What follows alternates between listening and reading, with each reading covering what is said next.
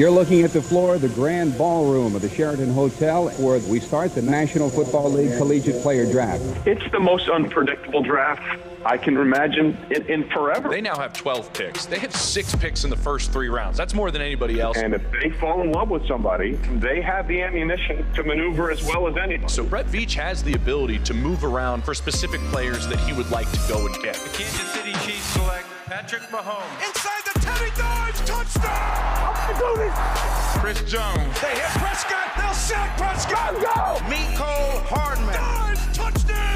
They can't believe it! Creed Humphrey. Bashes inside the 5. Nick Bolton. Broken up by Bolton. Trey Smith. Blowing open a hole! I just think that Brett Veach has done an amazing job to position themselves, and this is a very, very good year for him to try and be creative.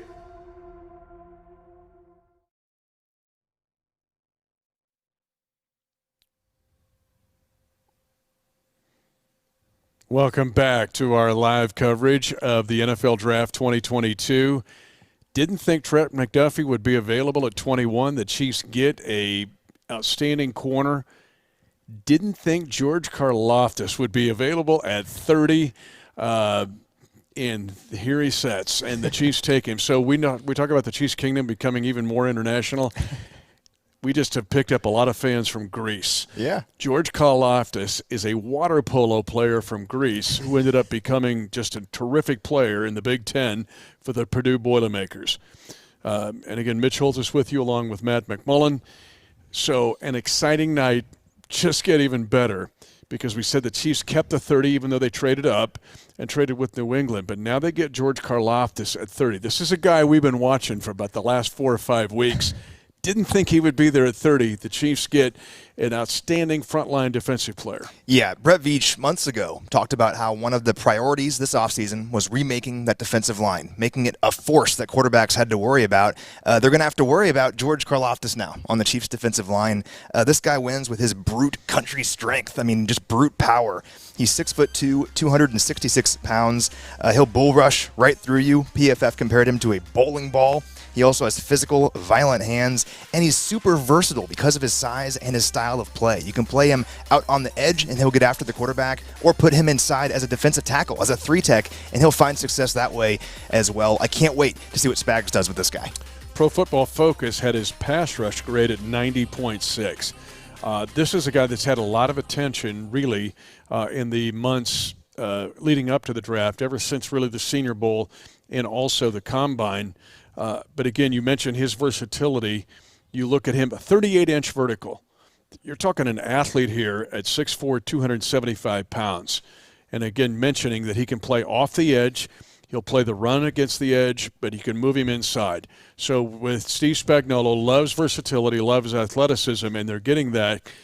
We just heard, I got a text here from Sean Barber. Of course, Barbershop, he's going the Greek freak, man. He's one of us. So the Kingdom is getting a Greek freak. Yep. I also love how this guy is an Iron Man. He rarely comes off the field. That's huge. That versatility helps with that. So no matter the situation, he can bounce inside, stay outside. He stays on the field. He played in at least 49 snaps in all but 1 game last year.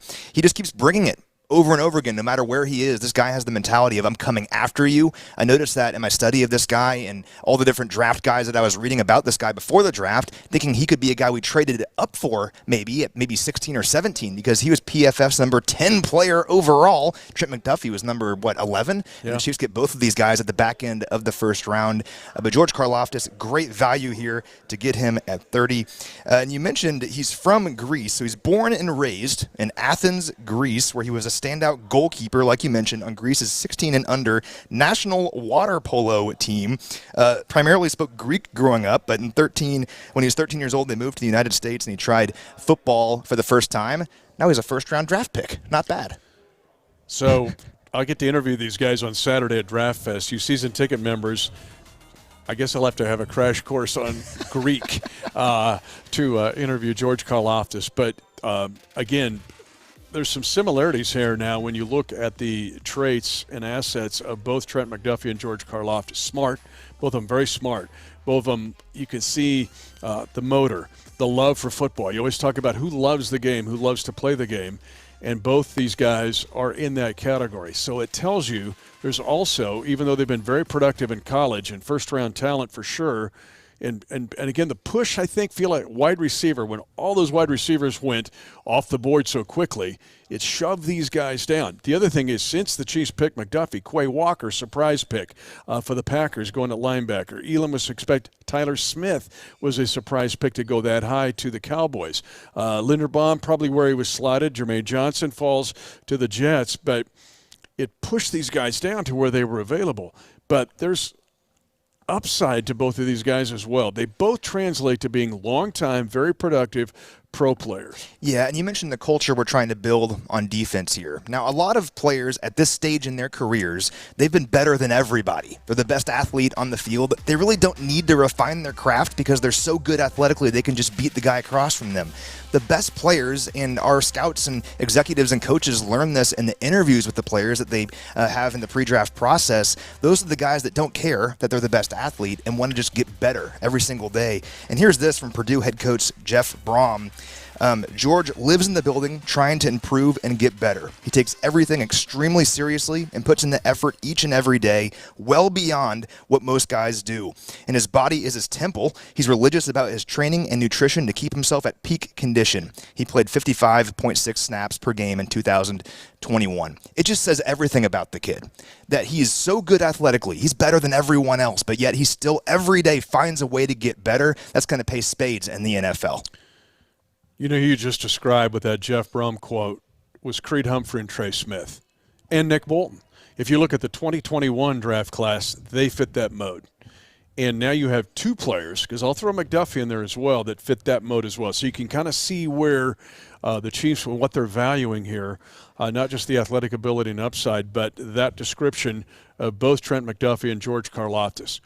Karlaftis is also just getting started in football here a little bit. Like it's so again, he's at the beginning, I think, of the growth curve of his game, and terrific. When you play water polo, you got to be in great shape. But the fact that he's been able to stay healthy and have all that productivity, and to be on the field and so reliable and dependable for Purdue in that defense, I think is another positive sign here. The comps, I think maybe sometimes, and you and I try to look at comparative players, but he has been tied to a guy like Ryan Kerrigan, who had a great career in Washington. Or you think of a Trey Hendrickson, who has been a very good player both for New Orleans and last year for Cincinnati. We saw him be a factor against us in the 2 games against the Bengals. But you're getting a guy here that could be in that mode. So it's just exciting to be able to get Trent McDuffie at 21 and to get George Karlaftis at 30, when honestly you thought that those guys would go about 10 picks higher than where they were taken. That's what the draft is all about. You hope you get great value. Yeah, you hope you get great players, but if you're reaching on players that maybe their value isn't there when the pick is made, all of a sudden, is that really a good pick, particularly when you have so many picks in this draft like the Chiefs do? But when the opposite is true, and this is happening for the Chiefs, you're already a Super Bowl contending team, but yet players that were projected to go both in, for sure, the top 20 and maybe the top 15 fall to you at 21 and at 30. It's just a huge win for the Chiefs. And I can't get over how I love how George Karlaftis wins. It's just with his power, right? And I was reading another thing about him just now. In high school, he was a back-to-back state champion in shot put. And the only reason he wasn't a 3-time state champion is he enrolled early at Purdue. So this guy is just brute strength, right? He's going to plow right over guys, and that really translates right away to the NFL. That's what everyone says. With some of these edge prospects in the draft, they're really twitchy, they're really athletic. Yeah, they have a lot of high upside traits, but maybe that doesn't translate on day one. Maybe they're designated pass rushers early in their career. Maybe these sub-package guys, it's going to take them some time, right? George Karlaftis from day one can play in the NFL, and that's very exciting for Chiefs fans. And a 3-down player. So when you hear the term 3-down player, it's a guy that can be out there and play the run, or no matter the down and distance, on first, second, or third down. And he can move. So you can play him outside or you can play him inside, as we mentioned. So a 3-down player who can move inside and outside and has the strength to be able to do both and the athleticism to be able to do both now becomes a real asset for Steve Spagnuolo and this defense. And again, another culture builder where you've got now this infusion of young, intelligent, athletic players to go with the guys that are already here, the Nick Boltons, the Juan Thornhills. Now you've added Justin Reed, and now you've added these 2 guys. They all fit the same kind of category. It tells you that there can be some exciting days ahead for this Chiefs defense because you've just put in players that can have a big impact over the next 2 to 3 or 4 years. Yeah, infusing young talent at every level of the defense. You already have 2 great linebackers, like you mentioned, in Willie Gay Jr. and Nick Bolton, but now infusing a great young player in the secondary like Trent McDuffie and adding George Karlaftis along the defensive line. And the Chiefs aren't done. I mean, tomorrow is going to be a great day for Chiefs fans. Just sit back and relax and see what the Chiefs are able to do. We keep saying how the strength of this draft is really day 2. It's the second and third round, and the Chiefs have a ton of picks in the second and third round. Coming into tonight, I was just hoping the Chiefs could get a couple of guys that could compete for starting roles on day 1. We got that. I think tonight was a huge win for the Chiefs, getting 2 players who probably would have been drafted a lot higher.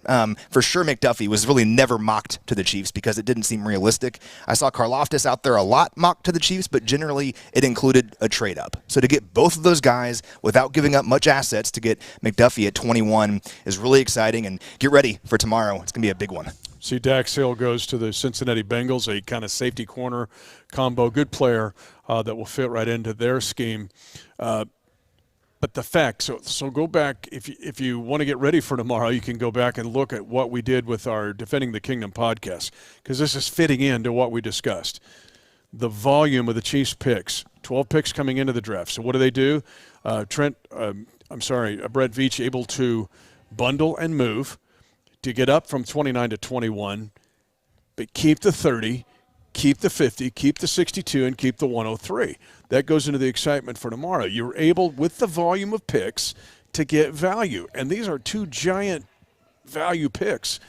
And now you've kept the integrity to go into the excitement for tomorrow and early into Saturday. So this is just kind of fit right in with that whole volume and value approach that we anticipated going into tonight. Yeah, and we said this on our previous broadcast just a few minutes ago when we were talking about McDuffie, but the danger in this draft, if you're the Chiefs, is you didn't want to have to trade both of your first-round picks and maybe number 50 overall or number 62 overall all to get up to maybe 13 to take a big-time player. Yes, that would have been very exciting, but all of a sudden you've really not taken advantage of the strength of this draft, which is its depth in day 2. And the beauty of this for Brett Veach is he got his guy in Trent McDuffie, a guy that maybe would have been the 13th overall pick in an alternate universe, right? Because his value was there, but you can get him at 21, only trade away 29 at 94 and 121, and you still have 30, which we used on Karlaftis, but 50 tomorrow, number 62 tomorrow. Those are both in the second round. Ton of value there. A lot of good players on the board. And then 103 in the third round. To have those picks on day 2 in a draft that is so rife with talent at that level is just a really big deal, and I can't wait. So, again, an exciting night. The Chiefs, just to recap, trade up from 29 to 21 with the New England Patriots to get Trent McDuffie, a cornerback from the University of Washington, and then kept the 30 to get George Karlaftis, who I think both of these guys, the Chiefs Kingdom, are going to love, and they will endear themselves to the fandom. And I can't wait to meet them. I've seen a few things that McDuffie did on social media, and I know Karlaftis is at the draft right now, so I'm happy for him, but can't wait to meet these guys. By all accounts, they're awesome kids, and I'm sure they're excited to join a team that's hopefully going back to the Super Bowl. So tomorrow now, Matt and I will be putting up a Defending the Kingdom podcast. We will look at these 2 picks even more. We will analyze the entire first round, and then we will get you ready for the rest of the weekend. Also, season ticket members have the opportunity to go to Draft Fest. We'll have these guys here flying them in. I'll have the chance to interview them on stage in front of thousands of fans. That'll be at Arrowhead Stadium on Saturday. So this weekend has just begun. But Chiefs Kingdom, a good night to get 2 outstanding defensive players. He's Matt McMullen. I'm Mitch Holthus. Stay tuned throughout the weekend. We're going to bring you a whole lot more.